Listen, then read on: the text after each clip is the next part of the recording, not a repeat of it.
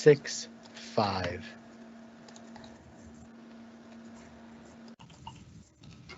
Well, good morning, everyone. Welcome to a very exciting Grand Rounds today. As a reminder, next week we will be hearing from Dr. Pritham Raj. He will be giving the talk Newest Antidepressants and Antipsychotic Mood Stabilizers for the Internist. And just a few logistics, we are here on the Teams Live platform. Right now, Grand Rounds is only available to view virtually, but stay tuned for return of a live audience. You can get CME credit for watching here with us live or watching the recording of this session, which is available at the same link as the invite. I will be monitoring the Q&A throughout today's talk, so please do go ahead and post your comments or your questions. I will mostly hold them to the end as time permits. And now for introductions. Today is the 2021 Florence Edelson Memorial Lectureship, which was established in 2002 by Helene and George Edelson to honor the life and memory of George's mother. Florence Edelson's husband, Dr. Jesse Edelson, was a St. Vincent physician for many years.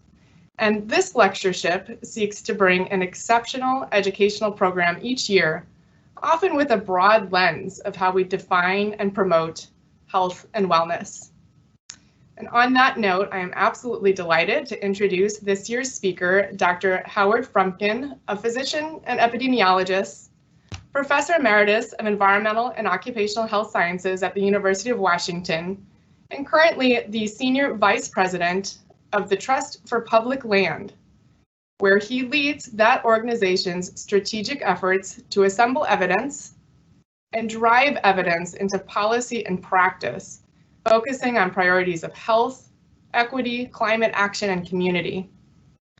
Previously, he was head of the Our Planet, Our Health initiative at the Wellcome Trust, Dean of the University of Washington School of Public Health, Director of the National Center for Environmental Health at the U.S. Centers for Disease Control and Prevention, and Professor and Chair of Environmental and Occupational Health at Emory University. Dr. Frumkin's career has focused on health aspects of climate change, the built environment, energy policy, nature contact, and sustainability. He is author or co-author of over 300 scientific journal articles and chapters, as well as 10 books, including Well-Being and Sustainability, forthcoming in 2022. It is a tremendous honor to have Dr. Frumkin bring his energy and his expertise. I note he was elected a member just yesterday announced of the National Academy of Medicine. This is considered one of the highest honors in the fields of health and medicine and recognizes individuals who have demonstrated outstanding professional achievement and a commitment to service. Thank you, Dr. Frumkin, for joining us today at the Providence community, and I will turn it over to you.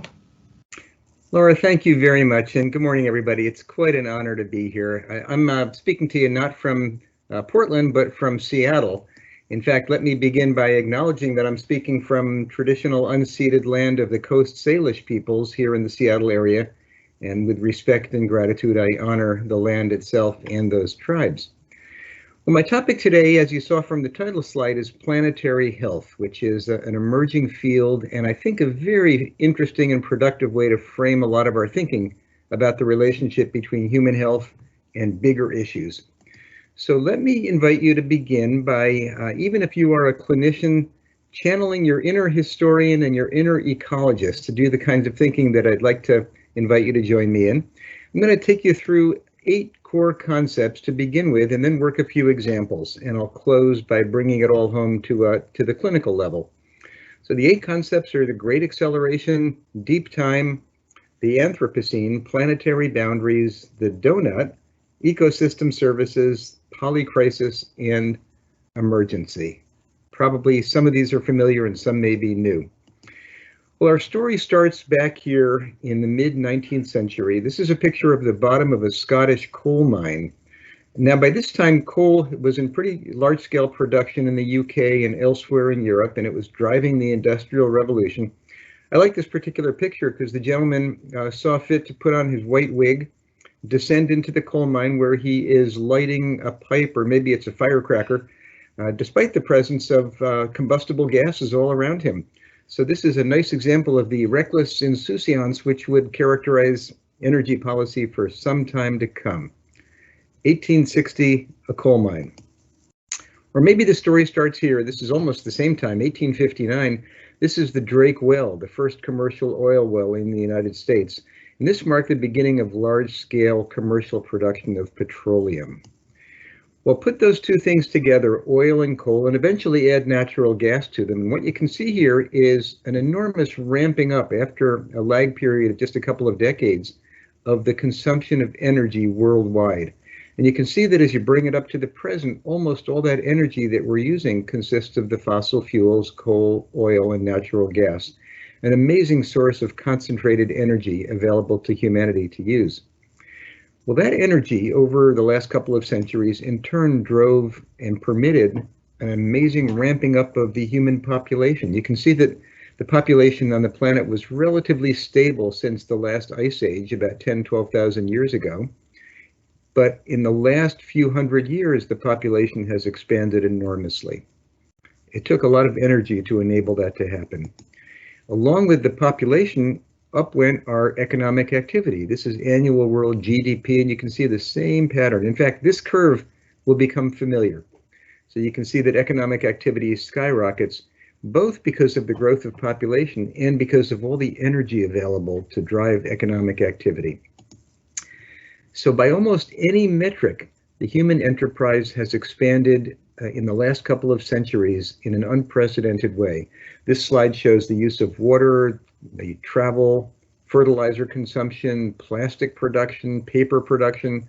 We could show pictures of a number of McDonald's outlets, almost any metric you could think of. And this great acceleration picture is what emerges.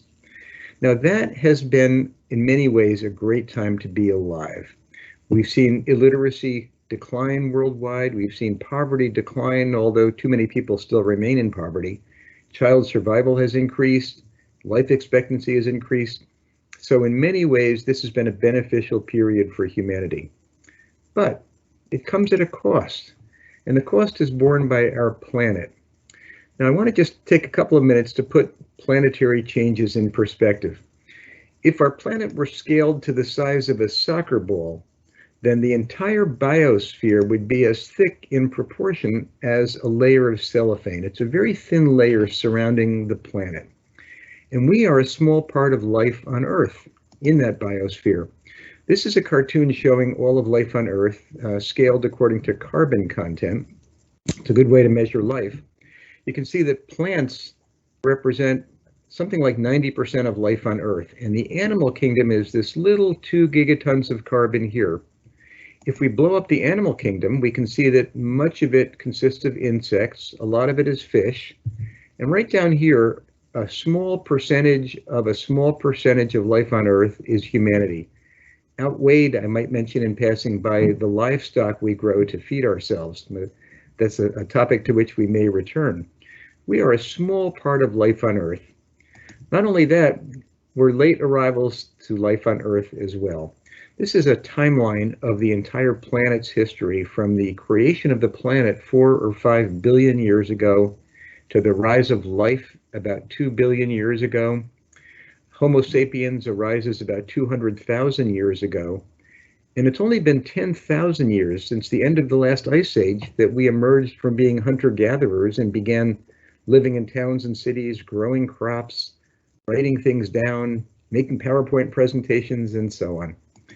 In fact, in the words of John McPhee, the great nature writer, consider the Earth's history as the old measure of the English yard, the distance from the king's nose to the tip of his outstretched hand.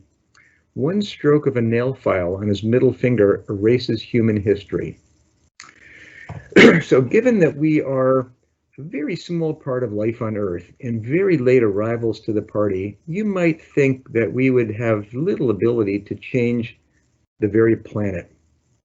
But remember how fragile and small that biosphere is, and you won't be surprised to learn that that great acceleration has fundamentally changed the planet. We've changed atmospheric chemistry, levels of carbon dioxide, nitrous oxide, and methane. That has resulted in changes in surface temperature, in the pH of the oceans, in the use of land globally, and in a great decline in biodiversity. These changes are so far-reaching, indeed, that Earth scientists have postulated that we've entered a new geological epoch, which they call the Anthropocene, beginning something around the onset of the Industrial Revolution in the 17th or 18th century, characterized by humanity being the prime determinant of many biogeophysical processes on Earth. So here is geological history coming up this column, and then the very thin layer on top representing the Anthropocene. Now that thinking has given rise to another concept, which is the concept of planetary limits. This is an iconic diagram from the planetary literature. The idea here is that there is a safe zone here in the green center, and there are boundaries that we should be careful about transgressing. If we do get into the red danger zone, then we risk irreversible changes to the planet. The planetary boundaries are shown around the outside: ocean acidification, loading of the atmosphere with aerosols, depletion of ozone. Novel entities means introducing new chemicals that are non-biodegradable into the biosphere. Climate change, this is biodiversity, and so on. So the notion here is that if we transgress those planetary boundaries, we may change the fundamental state of the planet and therefore change the conditions in which human civilization has thrived for the last 10 or 12,000 years. Now, this is not an unchallenged concept. Some people point out that there aren't really bright lines in the sand between what's safe and unsafe. And some people point out that many of these changes, like the flows of nitrogen and phosphorus, happen more on a regional level than on a global level. All good points. But the basic notion that there are limits to what we can do on this planet without really mucking it up is probably a sound notion. Now, for us health professionals looking at a picture like this, another question arises, and that is, where are the people? Wouldn't you expect to see people at the center of a diagram like this? Because after all, we're talking about these planetary changes in the context of what they mean for people. So let's redraw the picture. It's the very same picture here, and it shows that ecological ceiling with all of these domains around the outside and the concept of overshoot, that we shouldn't transgress that limit. But now we've opened up the center and we can put into it human existence, the social foundation with all of the needs that people have: food, water, energy, gender equality, social equity, political voice, and so on. So that space in the middle between the floor below which we shouldn't fall and the ceiling above which we shouldn't transgress, that's called a safe and just space for humanity, a regenerative and distributive economy, in the words of Oxford economist Kate Raworth. So this is donut economics. This is the donut. And we could only wish that she had used a bagel or something a little less unhealthy than a donut for her metaphor. Now, a related concept, and a concept that gets at the question of how those planetary functions support and help humans, is the concept of ecosystem services, shown here. This comes from a global effort called the Millennium Ecosystem Assessment. And the notion here is that functioning planetary systems provide us with a lot of the things we need to live and thrive. 4 kinds of ecosystem services: supporting services such as forming soil, provisioning services such as giving us food and water, regulating services, think of the way a mangrove swamp protects a coastal area from flooding, and cultural services, aesthetic, spiritual, and we would probably put health in here too, our ability to go recreate in a forest. Now, the Millennium Ecosystem Assessment, which postulated this notion of ecosystem services, also mapped those services to human health and well-being. And it's a little bit of a complicated picture now, but what I want you to see is that from each of these domains, provisioning, regulating, cultural, arrows go over to the basic constituents of well-being: security, the materials we need for a good life, health, good social relations, and larger values such as freedom of choice and action. All these arrows that come to health are here. And actually, this is an older diagram. In the last few decades, we've come to understand better and better how our well-being, including especially our health, depend on the various ecosystem services. Just one more complicated picture to get at this concept. This is a picture from the UN Environment Program. And let me walk you through it. The green-red scale here shows healthy planet, and the blue scale shows healthy people. So we're seeing that pair of arrows in several domains: atmosphere, land, water, oceans, biodiversity. And what I want you to notice is that as we move on the planetary scale from healthy to unhealthy, human impacts track right along with that, indicating that as these planetary systems degrade, human health is threatened. So for example, in the atmosphere, as we degrade the atmosphere through household cooking, the burning of biofuels, putting pollutants into the air, urban air pollution, greenhouse gases, then we get death from respiratory, cardiovascular, and related causes. That pairing applies in each of these domains of Earth systems, again highlighting the notion that you can't have healthy people without a healthy planet. And as planetary function degrades, so does human health. So where does that leave us? We're living on a planet that is fundamentally different than the planet our grandparents inhabited. The changes are really happening that fast. The planetary changes are shown on this picture. I've mentioned many of them: climate change, biodiversity loss, ocean acidification, changes in the way land has been used on a planetary scale, and so on. Now that is daunting, but as if that's not daunting enough, all of those changes exist in the context of social and demographic challenges that are also emerging, partly the result of that rapid population growth that I showed you earlier. We've got a larger population, it is aging, and we are globally connected. This is a small picture, but you can see these thousands of green lines indicating airline flights on a typical single day, binding the world together, enabling, for example, the spread of infectious diseases. We've got shameful levels of poverty, albeit lower than in the past. We've got income inequality giving rise to a lot of resentment and unrest. And we've got racism and discrimination that persist. In the government and public discourse domain, we've got a lot of disinformation out there. We've seen that during COVID, the rise of populist movements and authoritarian governments around the world.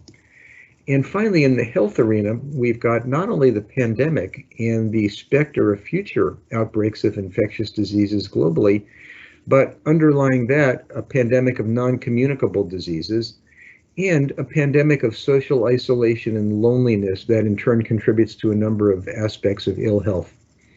So I've showed you now 2 gloomy slides, each with 12 challenges on them, as if they operate independently, but of course they don't, as signified by this iconic photograph of a COVID warning sign in California last summer being burned up by one of the wildfires triggered by climate change in California.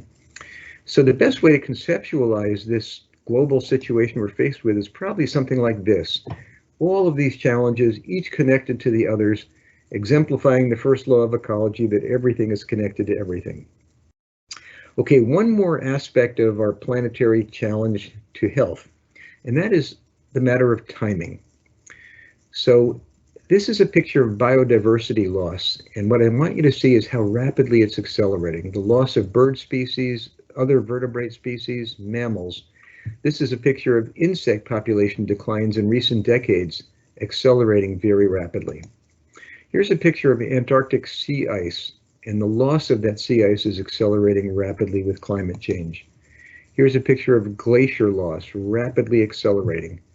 Here's a picture of weather-related catastrophes. They are rapidly accelerating. So in each of these and in other domains I could show, that pattern of rapid change, accelerating change, so that the rate of change is faster each decade than the decade before, is a reality.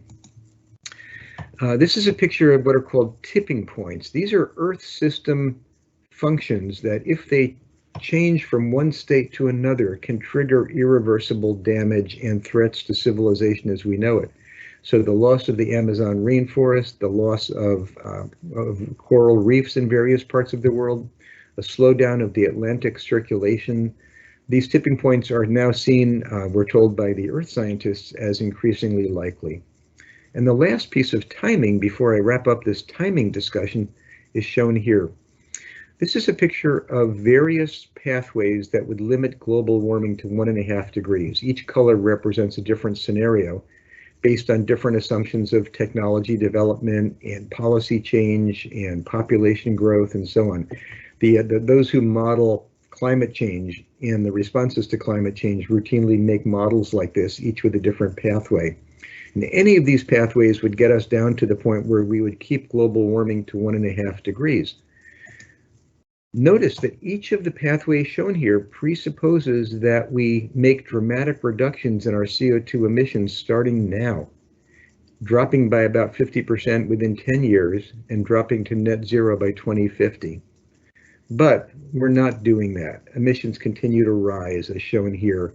These are the various countries of the world. You can see that a number of countries, here's China, here's the rest of developing Asia, and except for India, emissions are rising very fast with economic development. So rapidly accelerating signs of degradation of planetary systems and urgency about dealing with them because they're happening so fast and taking us to the very verge of irreversible changes. So that comprises the final concept I wanted to convey today, which is that this is an emergency. Well, all of that is mind-boggling. It's hard even to think about this stuff, and we'll come back to the emotional responses that we have toward the end. But in the meantime, let's talk about a scientific and medical approach to all of this. And this is the concept of planetary health, which is my topic for today. Planetary health is an idea that was proposed back in 2014 by an editorial in The Lancet. And then a commission was formed, and that commission issued its report a year later in 2015, proposing the concept of planetary health. It's been a rapidly growing field. There are a group called the Planetary Health Alliance formed the next year. Academic units around the world have sprung up in the last few years, and we now have a couple of textbooks in the field. So it's actually a field. So what is planetary health? Well, here's the formal definition. I won't inflict on you the reading of it, but what I want you to notice is that it is a definition of a paradigm that combines human systems and natural systems. And so the bottom line is it is the health of human civilization and the state of the natural systems on which it depends. I like to think of planetary health as a scientific framework that is people-centered, distinguishing it, say, from ecology. It is systems-based, distinguishing it from a lot of reductionist biomedical science. It is upstream-facing. It looks at root causes. It is committed to equity because there's a recognition that you can't solve the planetary problems without also solving some of the social problems. It is future-oriented. We're thinking a lot about scenarios in the future and how we arrange the best scenarios. It is solutions-driven, and it inspires hope. And so in these ways, although sometimes it may seem like just old wine in new bottles, it's actually a different and new scientific paradigm. Well, how does planetary health thinking look in practice? Let me work a few examples, and then I'll wrap up by coming back home to a more clinical application. We can think about many of the domains of our life, the energy we use, the stuff we buy and consume, the places we inhabit, the cities and towns and buildings we live in, and the food we eat through the lens of planetary health. And I'm going to work a few examples, if we have time, maybe one from each of these domains. So let's start with energy. I proposed early on that energy historically has been a driver of much of the dramatic change in human history and its trajectory in the last couple of centuries. And that brings to mind climate change, which is one of the biggest of the planetary changes, and one of the ones with which we're all most familiar. Now, I showed you a graph earlier of energy use, and it looks a lot like this graph. This is a graph of CO2 emissions, and that tracks right along with energy use as long as most of your energy comes from the combustion of fossil fuels. When you oxidize carbon-based molecules, of course, you get carbon dioxide. So here's CO2 emissions. And as you emit the CO2 over time, you get rising CO2 levels in the atmosphere from a pre-industrial equilibrium of 280 parts per million up to well over 400 where we are now. Now, climate change, as you're well aware, is a very big multidimensional threat to human health and well-being. I usually inventory the impacts of climate change on health with a picture something like this, about 10 or so pathways, the direct effects of heat causing a number of health impacts that we learned about in medical school, from heat rash to heat stress to heat stroke, but also lots of farther reaching health impacts. The impacts of sea level rise, severe weather, droughts, hurricanes, and so on. And I don't need to tell anybody in Portland about the impacts of both heat and severe weather over the last couple of years. The impacts of air pollution related to climate change, in that the root cause of climate change, the combustion of fossil fuels, is also the source of much of our air pollution. But in addition to that, climate change causes worse air pollution by driving the production of ozone. Warm weather, high temperatures drive ozone formation in the atmosphere. Worsening allergies, because the allergy season becomes longer with warming weather, and many of the plants that produce allergens, such as ragweed and poison ivy, become more productive and more allergenic under high CO2 scenarios. Worsening chemical exposures, because climate change mobilizes chemicals from storage depots.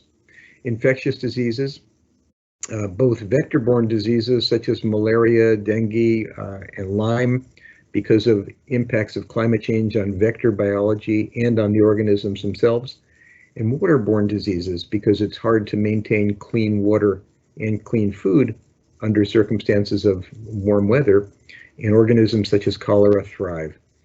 Threats to the water and food supply because of agricultural impacts, and because, interestingly, high CO2 diminishes the nutrient values of many food crops. Mental health impacts, which you may be feeling now as I go through this litany, and resource scarcity and competition. The fact that people may need to be fighting over resources, people will need to migrate from where they live to safer places. And all of those things are typically accompanied by disruption and by threats to human health. Well, that's a lot. Let's just take a planetary health look at one of those, heat, which is in some ways the simplest. Now, we all remember the sequence of heat-related health impacts, heat rash, heat stress, all the way up to heat stroke, which can be fatal. But that's not all that heat does. Heat waves can have a substantial population impact. 70,000 deaths during the 2003 European heat wave, 54,000 in Russia during the 2010 heat wave, thousands per year every summer in India during the last decade or two. And this summer, of course, we lost an estimated 1,200 people here in the Pacific Northwest from our heat wave. But heat does more than just kill people, either from diagnosed heat stroke or from cardiovascular causes, which are the most common cause of death. Heat also increases violence. We have some evidence, a little less definitive, that heat increases self-harm, suicide rates rising during heat waves.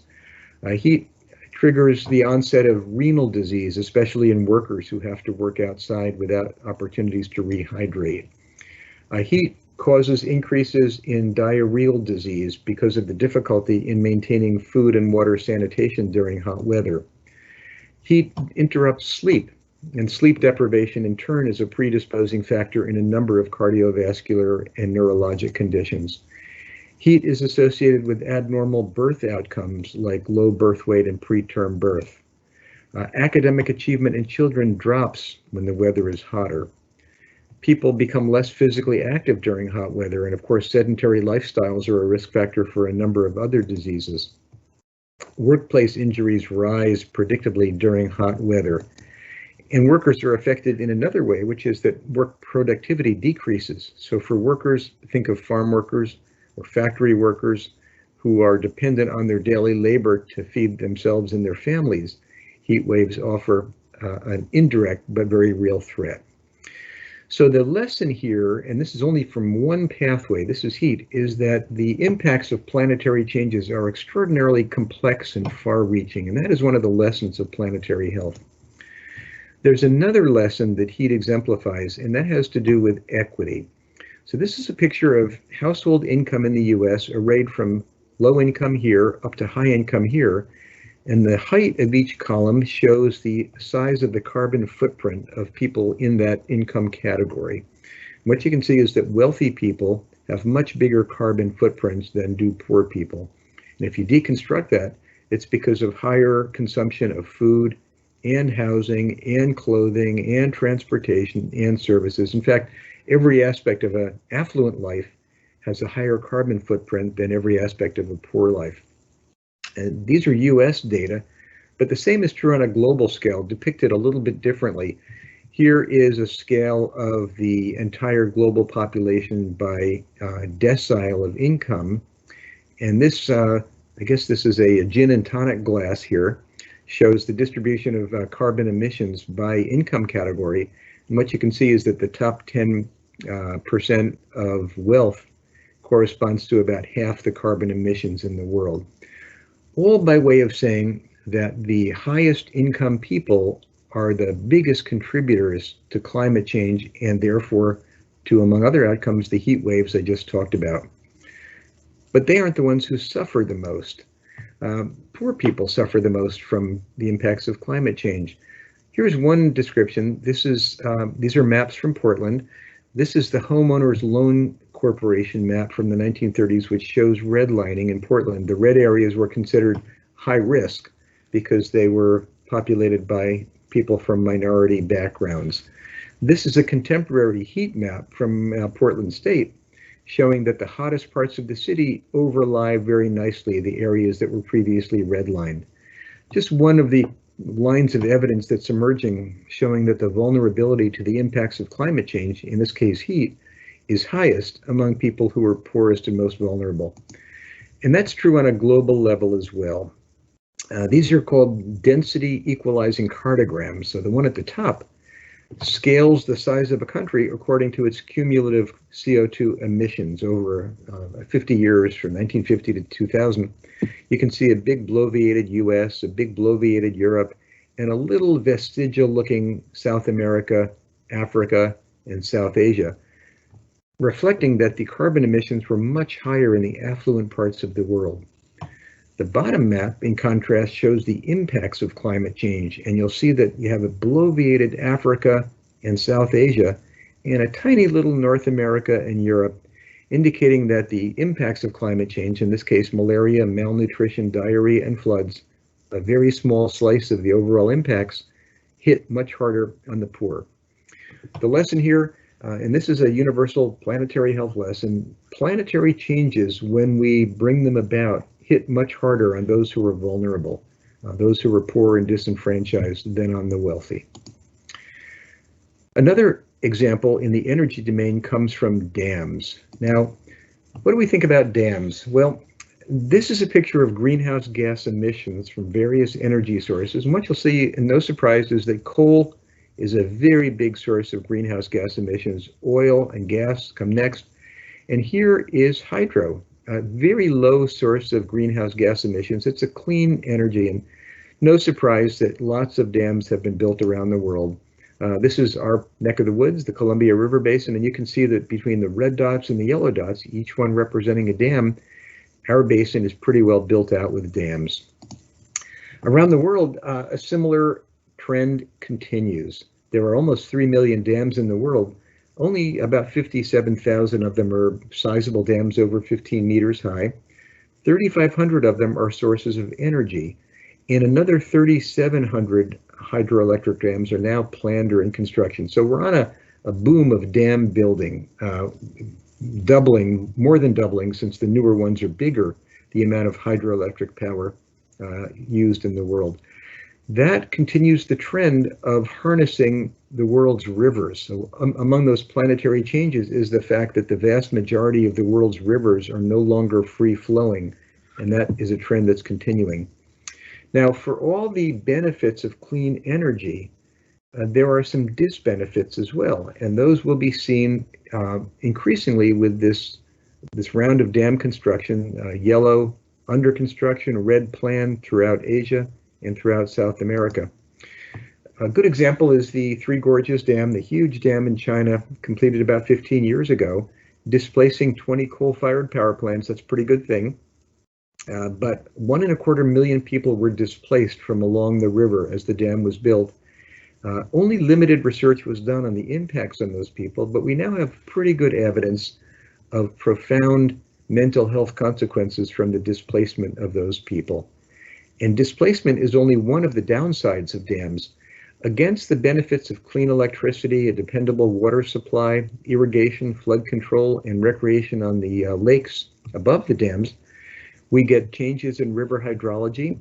We get altered fluxes of a number of elements. We get methane formed at lake bottoms, which bubbles up, toxin formation, and in terms of human health risks that are direct, schistosomiasis and malaria risk rise, populations are displaced, and dams may collapse.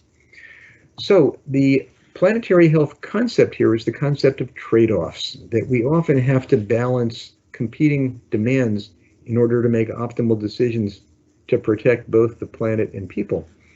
There's another lesson to be learned here, and that is future thinking.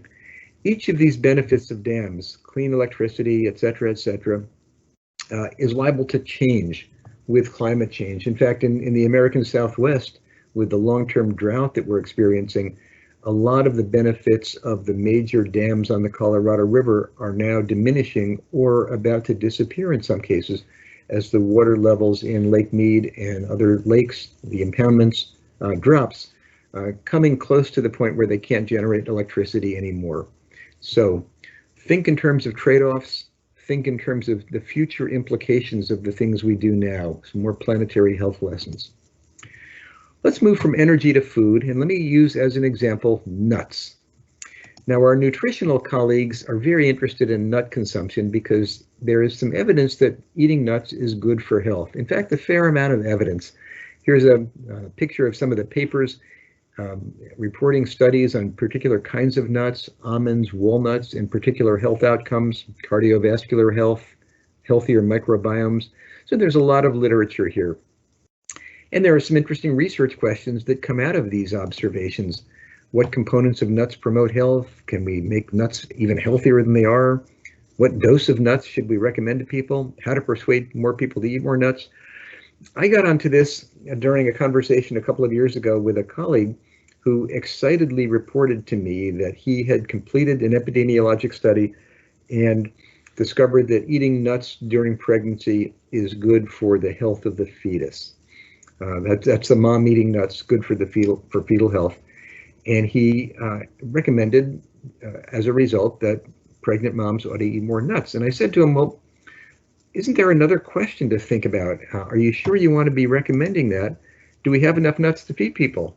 And where do nuts come from? He hadn't thought about that at all. So I pose this question to you now. Where do nuts come from? Well, everybody knows the answer. They come from the shelves of convenience stores in little bags like this. But if you follow them upstream, you might find yourself in a beautiful almond orchard like this, or in a beautiful walnut orchard like this. And chances are, if you did, you would be in the US, because look at this picture of global almond production. The blue is the US. With global walnut production, the green is China, the blue is the US, so a good portion of those come from the US as well. Where in the US? Well, here's a picture of nut growth in the US. Each blue dot represents a large amount of nut growth, and you can see that it's mostly in the Central Valley of California, in this case, both for walnuts and for almonds. Now, that's great. We know that California is a big agricultural producer. Is this a good place to grow nuts? Well, this is a picture of the water footprint of various foods, and you can see that beef is very high. Beef is a very high contributor to CO2 emissions, but it's also a very heavy user of water to produce beef. And next on the list is nuts. Nuts are a very thirsty crop. So we're growing this very thirsty crop in California. And we know that California has been suffering from water scarcity for the last some years, which makes it seem like a mismatch, doesn't it? Not only that, if you think forward, California is predicted to have more chaotic weather extremes, meaning unreliable levels of rainfall for the farmers, more severe droughts, and less water from snow melt. Not only that, let's think about the pesticide use on crops. This is a picture of the use of pesticides on walnut crops in California. from that state's tracking program, you can see that the red indicating fairly heavy use is pretty much ubiquitous where walnuts are grown. Walnuts require a fairly heavy use of pesticides. And looking forward, the projections are that climate change will likely increase farmers' needs to use pesticides. And that's because many weed crops grow more exuberantly under climate change scenarios. Many pest species, the insects, grow more exuberantly. And so with the higher temperatures and so on that come with climate change, changes both in pest ecology and declines in pesticide efficacy, we can expect to see more pesticides used. So here's a crop that we're growing in arguably exactly the wrong place, using a resource that is becoming increasingly scarce, heading down a road where we are likely to have to contaminate the crop more with time if we keep this up. And that leads to some very profound questions about nuts. Is a cardioprotective diet in general sustainable, and can we grow nuts at the levels that nutritional advice might suggest we should? So again, a matter of trade-offs and a matter of future thinking, grounded in this case in ecology and hydrology, all having implications for the advice we give on human health. Well, I have gone on for a while. My next example was going to be on plastics, but I think I'm going to skip ahead and not talk about plastics because I'd rather finish up and talk about some of the bigger issues around all of this. So I think just from the few examples I did work, looking at climate change and looking at the way we make hydroelectric energy and the implicit costs in that, and the difficulties of sustainable and healthy food, this is pretty grim stuff. It may drive you to despair, and in fact, there is a lot of push to feel despair these days.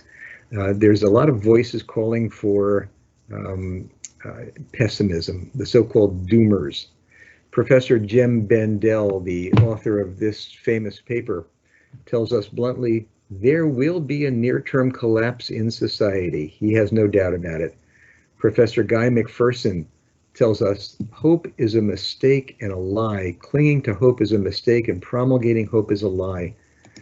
In fact, there's a whole genre called climate disaster porn. It's apocalyptic, it's scary, and it paves the way to despair. Popular media increasingly describe this despair, especially in young people. It goes by various names: eco-anxiety, solastalgia, pre-traumatic stress. You may have heard some of these feelings in your patients if you've discussed with them challenges like climate change. You may even have struggled with some of these feelings yourself. One of the most telling indicators is young people's plans to start families, one of the most elemental expressions of hope in humans. More and more media accounts are describing young people who decide not to have children having lost hope that the world will be a safe place in which to raise children. We don't have a lot of quantitative data, but here's an exception. This is a recently published study. The blue bars show the level of concern over the carbon footprint that bringing a child into the world has. But I want you to look at the orange bars from this survey. It asked the respondents, how concerned are you about the impacts of climate change on your children? And you can see that 96% or so were extremely or very concerned. There were some heartbreaking quotations that these authors reported. One 27-year-old woman said, I feel like I can't in good conscience bring a child into this world. A 40-year-old mother says, tragically, I regret having my kids. So there is a lot of despair out there. But we health professionals know a thing or two about caring for people who are facing grim news, people who are anxious or depressed or hopeless. And so I want to end by exploring the role of hope and what we as health professionals can do both to propel hope and also to tackle these global challenges. I want to suggest that hope is a justifiable and important thing for us to do, replacing despair with hope. So what is hope? Well, this is one of the classic definitions from a psychologist who was one of the founders of the study of hope. the perceived capability to derive pathways to desired goals and motivate oneself via agency thinking to use those pathways. It's a little jargony, but if you deconstruct it, there are three components to hope: having a goal, having a plan, that's what he calls a pathway, and having the ability to act, feeling empowered. That's the sense of agency. Hope is different than optimism. Environmental thinker David Orr says, hope is a verb with its sleeves rolled up. Hopeful people are actively engaged in defying or changing the odds. Optimism leans back, puts its feet up, and wears a confident look. So intrinsic to the idea of hope is action. I want to suggest that we should be about propelling hope, and I've got three reasons for that. First, hopeful people feel better, and if we are in the business of making people feel better, then we should care about hope. We have a lot of literature suggesting that hopeful people handle stress better, they live longer, they have greater cognitive flexibility, they function better. And when hopelessness is studied as a variable, it turns out that hopelessness predicts all of the health outcomes shown on the left. In fact, hopelessness is a stronger predictor of suicide than is depression. So hope is good for people. Second, hope leads to action. And that's important. At a time like this, when we are facing the emergency I talked about before, we need action, not indifference or withdrawal, which are the things that tend to flow from hopelessness. And finally, hope is empirically justified. There are a lot of reasons to be hopeful. Some people argue that we've lost this fight and we should just be preparing for the end, but actually the evidence doesn't show that at all, and there's a lot of basis to feel positive. Here are 9 reasons to feel hopeful. I could have given you more, but the slide would have been too crowded. Solutions are in hand. And let me show you a bit of planetary health research to illustrate that. Going back to the subject of dams. This is the Diama Dam, built along the Senegal River. Not a major dam, it's 18 meters high. It's helpful in irrigation in the area, but it is high enough to stop the ocean waters from moving back upstream with the tide, so it created a freshwater habitat upstream from the dam, and that turned out to be a great habitat for freshwater snails. Now, snails, as you may recall, are part of the life cycle of the schistosome, and so no surprise, when the dam was built in 1986, snails proliferated, schistosomiasis exploded along the river, and the rates of disease are horrible for the people living in villages along the river. But a solution emerged, and it was the result of what we now think of as planetary health research, combining hydrology and economics and plant ecology and disease ecology. The solution was prawns. The people in the river began growing prawns. Prawns eat the snails, dramatically reducing the incidence of schistosomiasis, and by the way, providing a source of dietary protein for the people living along the river and a cash crop, so a source of income and economic development. So this solutions-oriented research, we know that a lot of solutions like this are at hand and evidence is supporting more and more. That's really good news. Second, technology is advancing incredibly fast. The upper panel here shows battery storage.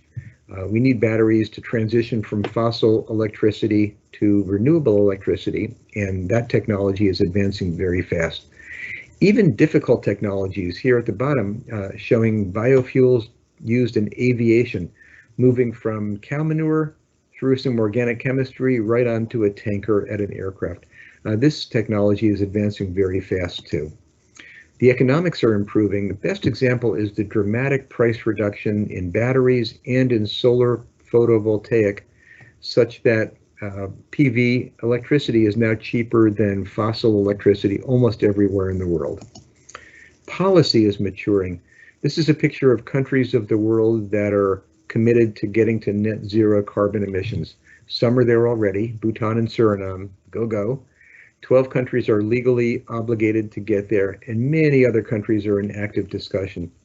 Our country has had a checkered history in tackling the climate crisis, but President Biden announced a very ambitious target on Earth Day. As you all know from following the news these days, the legislation hangs in the balance at this very moment, but the political winds are shifting. What was notable to me was that on Earth Day, when Biden made that announcement, He stood with coal miners who had been long supporters of producing more coal, but they announced on that day that instead of fighting for coal, they would accept its demise and they would fight for job retraining instead. At the local level, cities around the world are competing for bragging rights to get to net zero. Across the US, we're seeing really interesting and inspiring local initiatives as cities, towns, and counties eliminate their fossil fuel infrastructure and as they put in post-carbon infrastructure such as EV charging stations and solar electricity. Activism is blossoming around the world, and that's inspiring. One of the strongest sources of hope for me personally.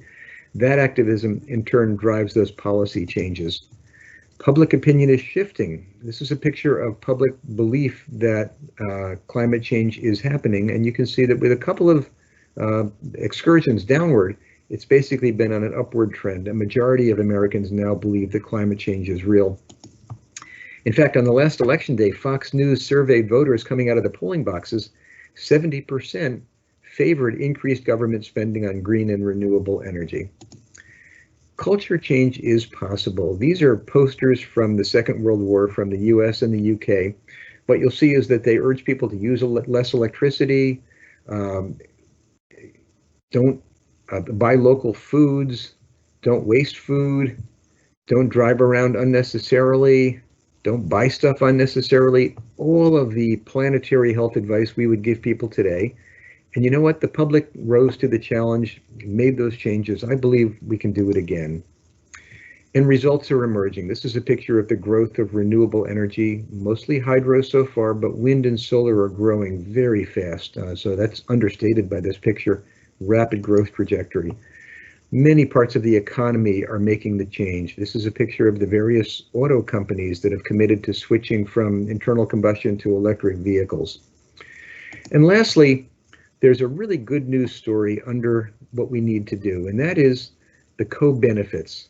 So here are some elements of the green economy: clean energy, meaning renewables; well-designed cities, meaning cities that are walkable and bikeable, cities that have enough density to support transit, cities with plenty of green space, with energy efficient buildings; healthy diets, meaning less reliance on animal protein and more reliance on plants, because producing plants has a much smaller carbon footprint than producing animal protein; and green chemistry. Alongside it, here's a list of the major health challenges we face and that you see every day in clinic.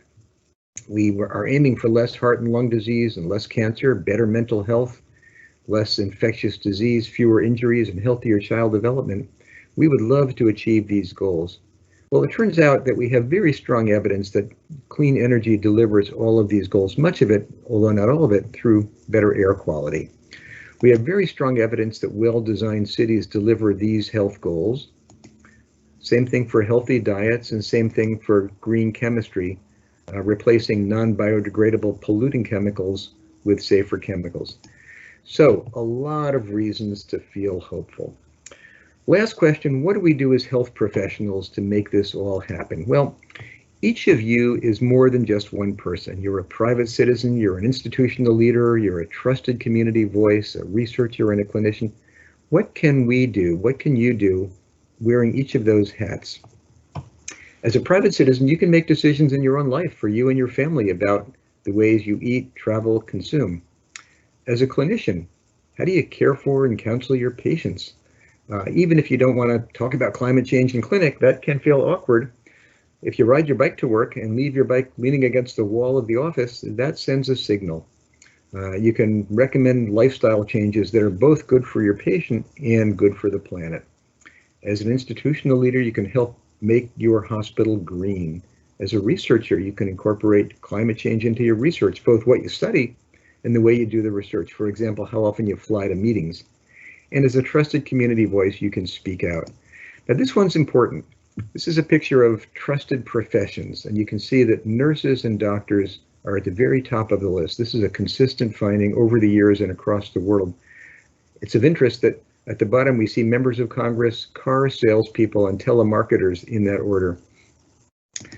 So speaking out is a privilege and a responsibility. How do we do it? Well, often too many of us have defined planetary changes is out of scope. Some of us have recoiled from it because it's so complex and uncertain, and when we talk about it, we just talk about, I don't know, it's too complicated. But you won't be surprised that I'm advocating a third approach.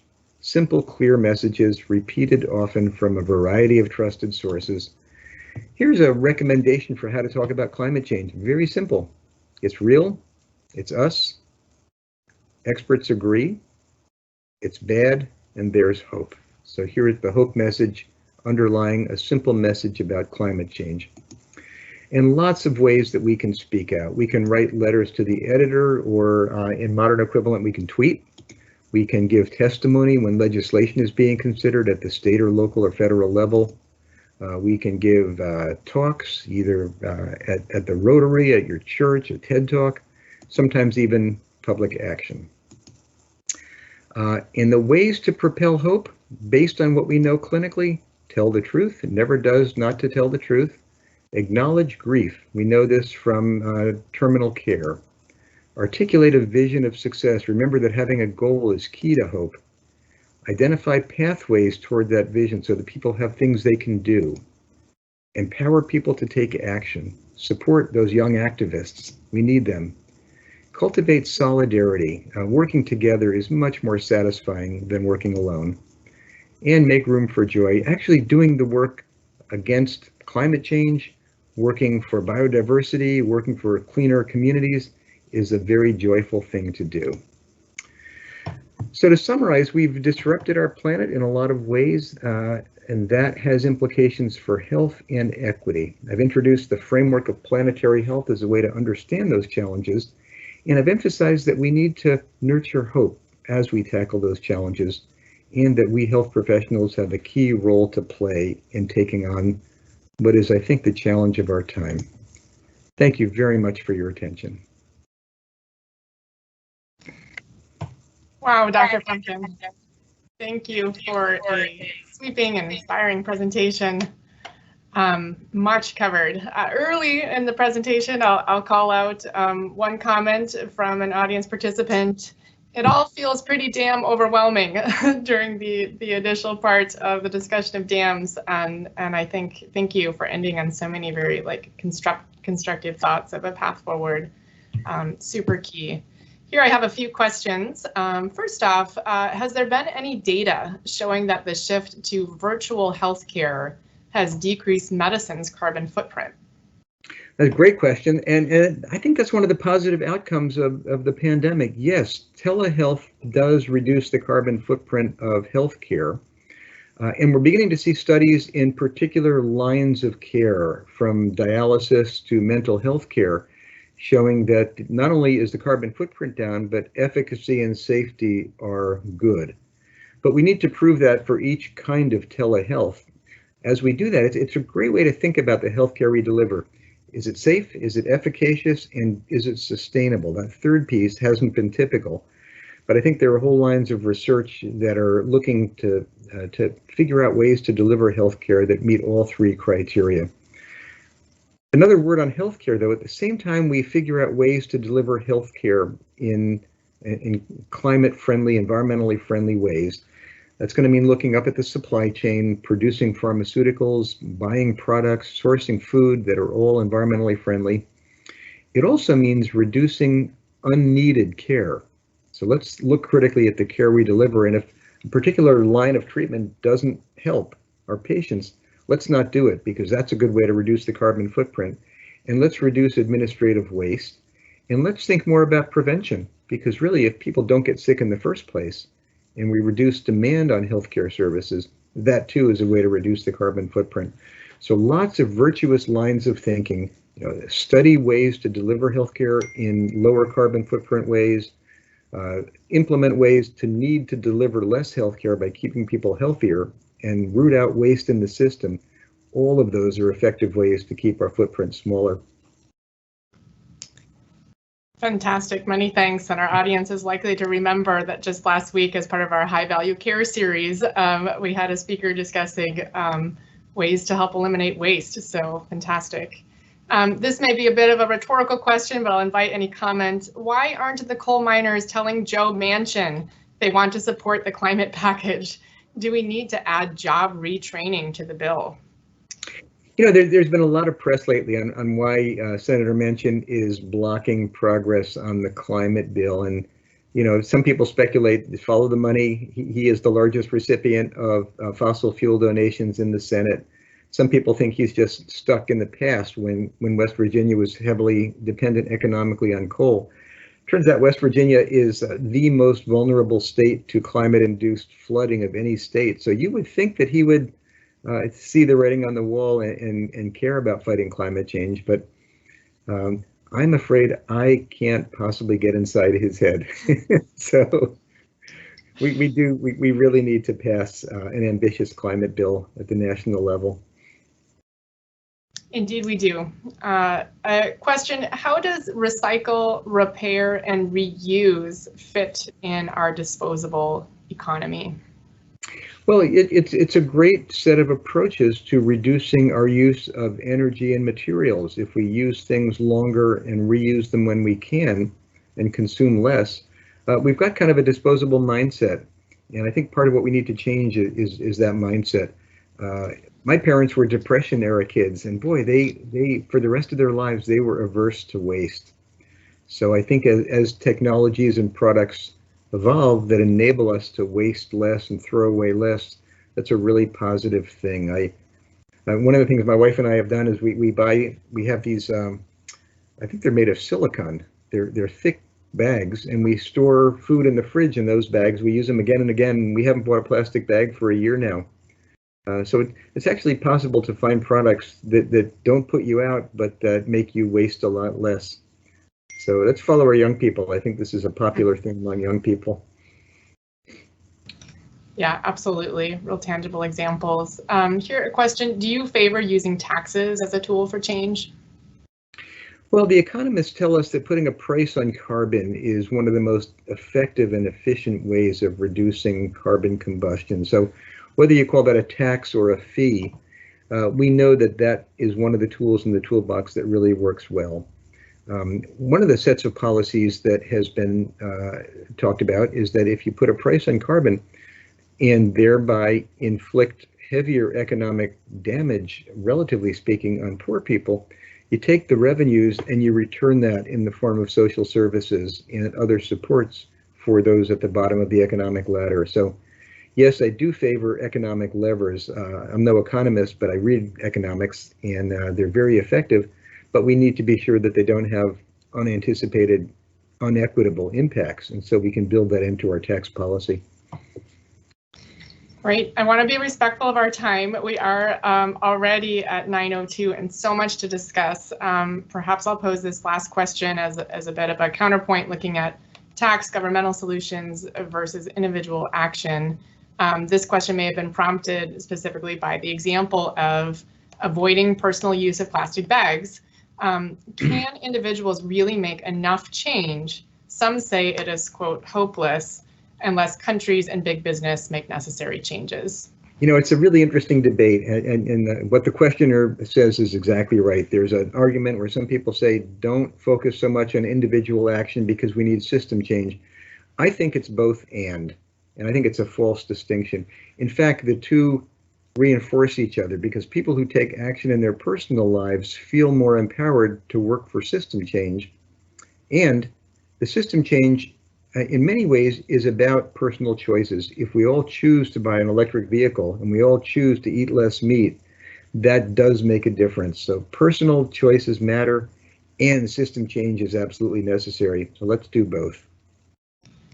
Great. Well, thank you, Dr. Frumkin, for an extraordinary talk, and may we all leave with some hope. Thank you very much. It was an honor to be with you today. Everybody have a good rest of the day. Thanks so much. That was extraordinary.